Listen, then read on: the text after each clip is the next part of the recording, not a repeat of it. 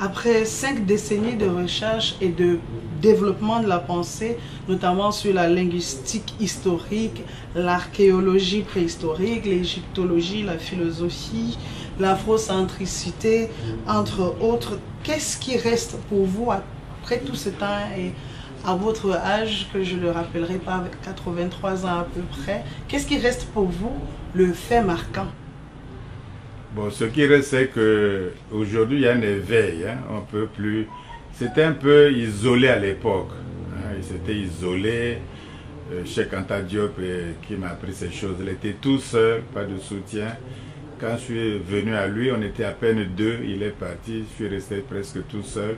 Mais depuis, il y a beaucoup de jeunes sur le continent, dans les diasporas, aux États-Unis en particulier, et qui s'intéressent, si vous voulez, à l'histoire, à la mémoire et aux traditions du continent, des peuples africains, ce qui n'était pas le cas pendant la colonisation. Donc si on veut bâtir notre Afrique, une nouvelle Afrique, je crois, il faut tenir compte de son identité, comme on dit, de sa personnalité. Et c'est ce travail qui concourt à revaloriser nos langues, et à savoir que nos langues ne sont pas des langues isolées, séparées. Au contraire, c'est des langues unies et qui descendent d'une seule langue mère depuis l'Égypte antique. Savoir aussi que nous ne sommes pas des peuples ahistoriques, c'est-à-dire en dehors de l'histoire. Nous sommes plutôt des peuples qui ont fait l'histoire, qui appartiennent à l'histoire, comme tous les autres peuples de la terre, malgré la colonisation. Et cela étant le passé, nous devons affronter ensemble le futur, notre destin commun. Parce que nous avons souffert en commun, il faut aussi sortir de la souffrance en commun et bâtir un avenir communautaire. Voilà pourquoi c'est le sens du combat en réalité.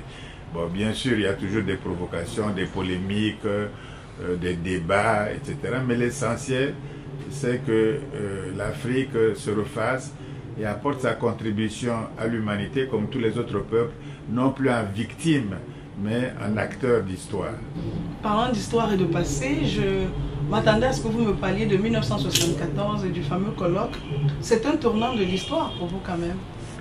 Ah oui, bien sûr, parce que le colloque a eu à peu près 30 ans, si je m'abuse, après Nation Nègre et Culture de Cheikh Anta Diop, en 1954. Bon, et on disait que Cheikh Anta Diop fabrique ça, il faut une confrontation avec la communauté scientifique internationale.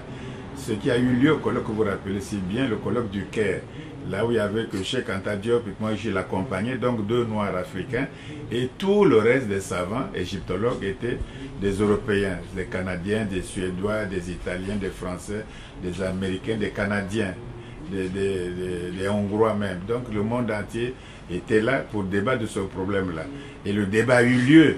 Le débat a eu lieu disant que l'Égypte était un royaume africain, au nord-est du continent africain, dans la vallée du Nil, bâti par des Noirs, africains comme nous, et dont la langue est parentée aux autres langues de l'Afrique, noire, et puis qui a aidé aussi la Grèce à s'émanciper culturellement, philosophiquement et scientifiquement, et qui a contribué aussi à l'émancipation de l'humanité. Bon, on ne nous rattachait jamais à une grande civilisation puisqu'on était esclaves. Et il y a une falsification de l'histoire. Pour dominer, il faut falsifier, il faut mentir, il faut fabriquer, etc. Mais depuis la restauration de la conscience historique africaine, l'Afrique doit se sentir libre, pas pour juste se sentir libre, mais pour bâtir un futur africain, bâtir un avenir communautaire.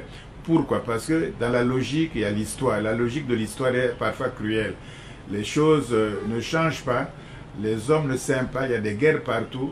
Il y a des envies, il y a les instincts de domination qui ne sont pas encore totalement partis.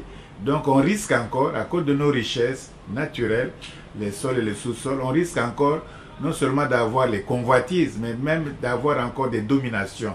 Voilà pourquoi vaut mieux se prévenir. On profite de nos richesses pour faire notre bonheur. Ce serait aussi le bonheur de l'humanité. Et faire tout pour éviter d'être encore colonisés. Parce que il y a des peuples qui ont disparu, qui sont aujourd'hui dans les réserves, comme le peuple amérindien, l'Amérique latine, aux États-Unis, pays démocratique, pays de la liberté, pays de ceci ou cela. Ils sont parqués aujourd'hui dans les réserves. Donc, pour prendre leur richesse, pour prendre leur pays. Donc, ça peut nous arriver. On a déjà subi 10 siècles d'esclavage, 10 siècles de colonisation, d'apartheid.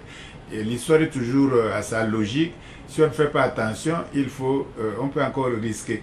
Puisque vous avez les richesses, tout le monde viendra, l'Asie viendra, l'Europe orientale viendra, l'Europe occidentale, tout le monde viendra chercher vos matières. Au lieu de négocier avec vous, ils vont vous dominer, vous écraser, vous tuer pour prendre librement les matières premières.